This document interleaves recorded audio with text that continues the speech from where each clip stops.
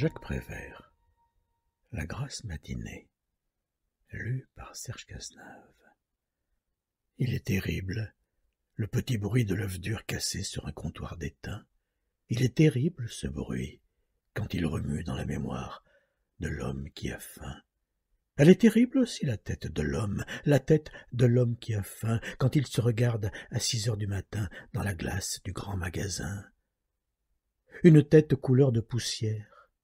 Ce n'est pas sa tête pourtant qu'il regarde dans la vitrine de chez Potin. Il s'en fout de sa tête, l'homme, il n'y pense pas, il songe, il imagine une autre tête. Une tête de veau, par exemple, avec une sauce de vinaigre, ou une tête de n'importe quoi qui se mange, et il remue doucement la mâchoire, doucement, et il grince des dents, doucement. Car le monde se paye sa tête, et il ne peut rien contre ce monde, et il compte sur ses doigts. 1, 2, 3, 1, 2, 3. Cela fait 3 jours qu'il n'a pas mangé, et il a beau se répéter depuis 3 jours. Ça ne peut pas durer, ça dure. 3 jours, 3 nuits, sans manger.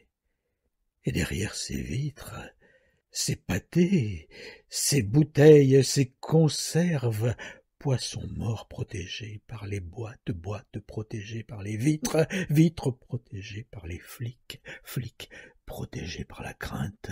Que de barricades pour si malheureuses sardines. Un peu plus loin, le bistrot, café crème et croissant chaud. L'homme titube. Et dans l'intérieur de sa tête, un brouillard de mots, sardines à manger, œufs durs, café crème, café arrosé rhum, café crème, café crème, arrosé sang.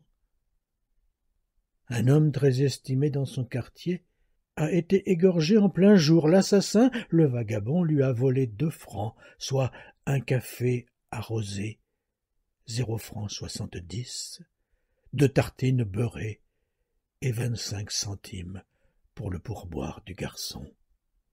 Il est terrible, le petit bruit de l'œuf dur cassé sur un comptoir d'étain. Il est terrible, ce bruit, quand il remue dans la mémoire de l'homme qui a faim.